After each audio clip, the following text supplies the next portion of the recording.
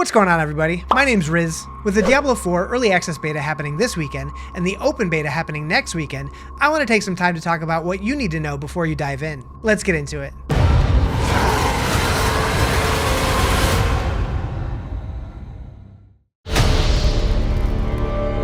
When making a new character in Diablo IV, you'll get the option to select a world tier. World tiers are effectively which difficulty you want to play on. New characters are given two options at the start. World Tier 1 is the Adventurer difficulty. This is the lowest, easiest tier, which is recommended for people who are new to Diablo games and to the ARPG genre, and is well suited for very casual gamers. World Tier 2 is the Veteran difficulty, which is the ideal place to start for people who are experienced with Diablo. The Veteran tier will give you slightly better rewards in terms of loot and experience. While not available in beta, World Tiers 3, 4, and 5 will be available in the full game, but these are intended for level 50 and above. During the beta, we'll be able to level up to level 25. In that time, 2 healing potion upgrades will be made available to us at the Alchemist in town. The first unlock will become available at level 10, and will require 8 Gallovine, which can be found pretty much anywhere in the open world. Just keep an eye out for flowers and loot them when you see them. Additionally, the second upgrade that becomes available to us at level 20 requires 15 Gallovine and 5 Biteberry. Biteberry is an herb exclusive to the Fractured Peak Zone, which is what we have access to in the beta. In addition to these potion upgrades, you'll want to keep an eye out for other crafting reagents, such as Lifesbane, Redamine, Howler Moss, and more, as these can be used to craft magic elixirs at an alchemist that give you various buffs in addition to a 3% experience boost. The first elixir available is the Weak Iron Barb Elixir, which requires level 5 and costs 5 Gallovine, 5 Biteberry, and 1,000 gold.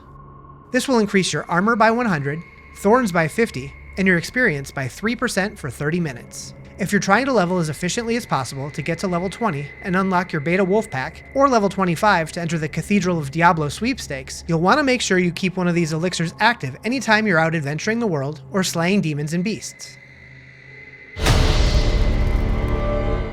When you're adventuring around the world of Sanctuary, sometimes you'll find local pop-up events that are indicated by orange circles on your map. Completing these events will reward you with typical loot, but in addition to weapons, armor, and gold, you'll also receive Murmuring Obols, which can be used as a currency at the Curiosity Vendor in town, which acts as Diablo IV's gambling merchant. Shoutouts to Geet and Kadala. You can hold up to 1,000 Murmuring Obols at a time, so make sure you spend these periodically. In addition to gambling loot, you can also purchase keys, which unlock silent chests that are scattered around the world. In Diablo IV, you can earn Renown in each of the 5 different zones. In the beta, the Fractured Peak Zone is the only zone available, but we should be able to get a good feel for how the Renown system will work in the full game. As you earn Renown for each zone, you'll gain points towards that zone, and once you reach certain point totals, you'll unlock rewards per character, such as 10,000 gold or experience bonuses, or you'll unlock account-wide bonuses, such as skill points, additional potion charges, or Paragon points.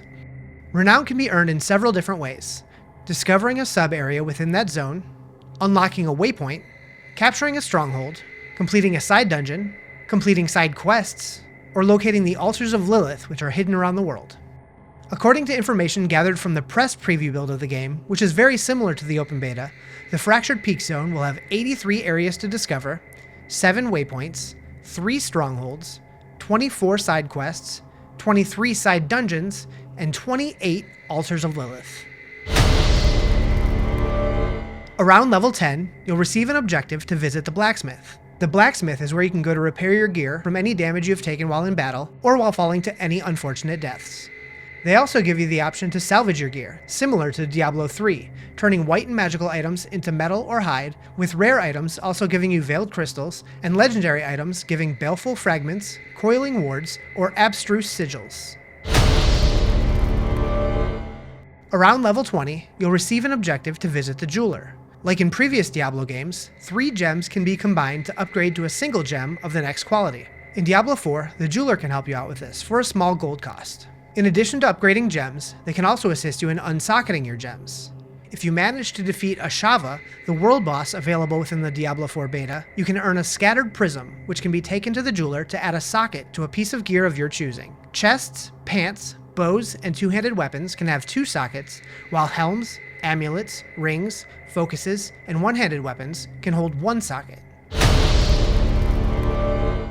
Speaking of the world boss available within the beta, Ashava is a whirlwind of pestilence, and is the world boss located within the Fractured Peaks zone. When slain, loot drops, along with a special item called the Scattered Prism, which will allow you to add a socket to the gear piece of your choice. These items are only found from defeating the world bosses. Ashava will be available both Saturdays during the early access beta and the open beta periods, and will spawn at 10 AM, 12 PM, 10 PM, and midnight, all times listed in Pacific. While you're visiting the blacksmith or the jeweler, you might notice that they both give you the options to upgrade your gear appropriate to that vendor. These upgrades can be costly, as they require materials like iron, silver, veiled crystals, coiling wards, or abstruse sigils, and carry increasing gold costs. These upgrades can increase resistances as well as increase the random stats that they rolled, but due to the increasing cost, would be best suited for saving these upgrades for rare, legendary, or unique drops.